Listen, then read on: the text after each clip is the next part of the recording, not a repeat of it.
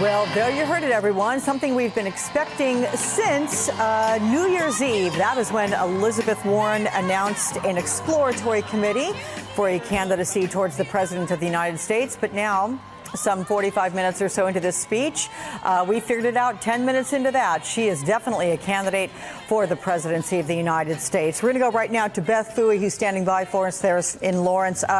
You know, Beth, she is absolutely fearless and undaunted by significant goals that she has. There is nothing small about what she hopes to accomplish if she becomes president of the United States. Talk about that crowd, the reaction, and your thoughts to what I just said, categorizing the kind of candidacy she wants to have. Yeah, you're right. She is fearless. I want to go back and count the number of times she used the term fight in that speech. Fighting for you, fighting the people in Washington who are rigging the system against you, fighting for your kids, fighting the fat cats. I mean, she's a real fearless fighter. That's certainly been her whole political MO throughout her career.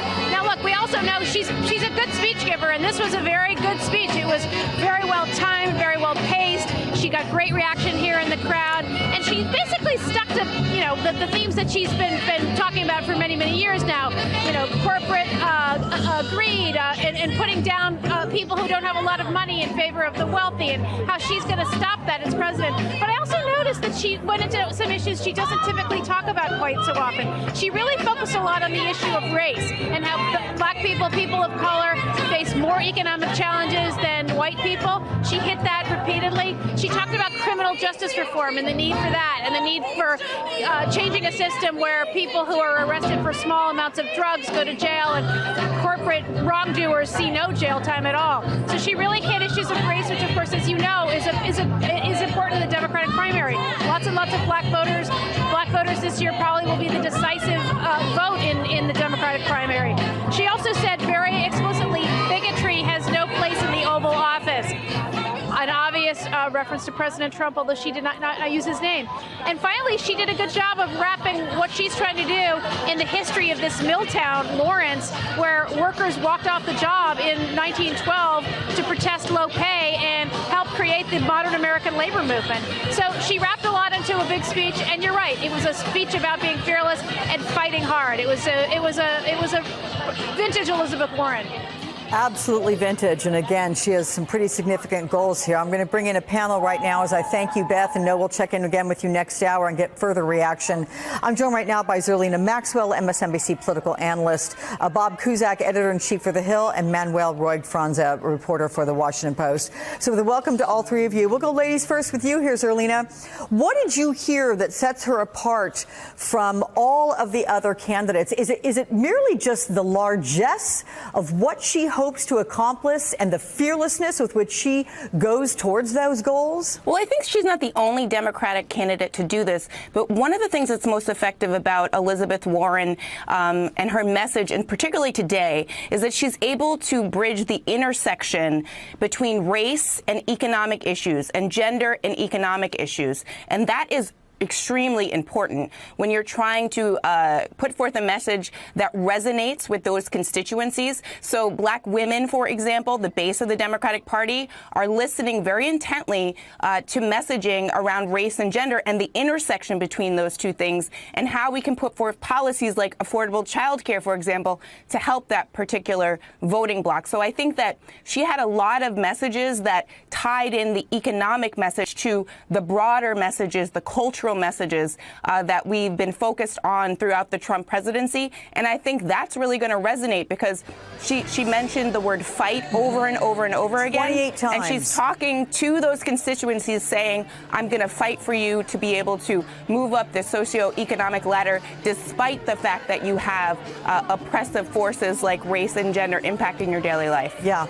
So, Bob, what do you think are the biggest challenges that face her with her candidacy? One that I might add, she was very specific, making the promise she would take no PAC money. She would take no federal lobbyist monies. And by the way, she's challenged every other candidate in this particular primary to commit to the same. She's got big goals. Things do not come cheap, particularly presidential candidacies and therefore elections. Is that one of her challenges, you think, is being able to fund this?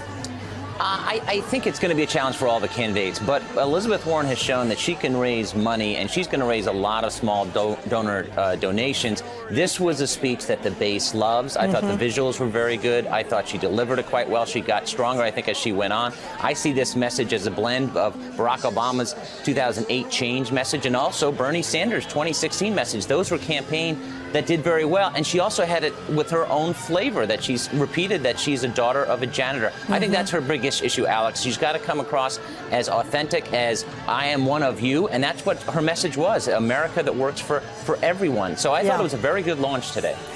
Manuel, is she Bernie Sanders 2020? I mean, is there room for both of them in this race if he goes beyond just considering the possibility and actually declares a candidacy? Well, that certainly could be a crowded space in 2020. I thought this launch was all about class. I think, like Bob, that line that she is the daughter of a janitor really jumped out. For me, it echoed the lines that we'd heard in previous campaigns from previous candidates. John Edwards was the son of a mill worker. Marco Rubio, the son of a bartender. And she used another word besides fight over and over and over again, and that was the rich. I'd like to get the final count on that because the number, I'm sure, will be big. So, Zerlina, she wants to clean up D.C., she wants to change rules to strengthen the economy, and she wants to change rules to protect our democracy. All three are huge and significant goals. Which one does she have the most success at tackling right off the bat, do you think? Well, I think that the goal of changing the way campaign finance works, she talked a lot about the rich and special interests impacting our politics, and that's really the most important issue right now. It's not something we talk a lot about, but dark money impacting our politics, these special interest donors, these billionaires that are just putting tons of money into congressional, presidential, Senate races, and swaying these elections in a way that voters are not able to. And I think that that's something that will completely transform our politics. And I'm glad to see not just Elizabeth Warren, but other 2020 candidates on the Democratic side focusing on this issue. You saw Alexandria Ocasio-Cortez also talk about that in a viral video this week in a congressional hearing. So I think that Democratic voters are understanding that the system is actually rigged against them and that you actually have to upend that system in some ways and change it so that the everyday voter has as much of a say as a billionaire like Sheldon Adelson. Absolutely. But, you know, Bob, aspiration is one thing and then legislation is another one. And when you get to Washington, what she says is we can't afford to just tinker around the edges. A tax credit here, a regulation there. Our fight is for big structural change. I admire so much where she's going with this. I just don't see how it gets done, given the enormity of Washington and everything, the red tape on Capitol Hill. I mean, do you see a path forward for her?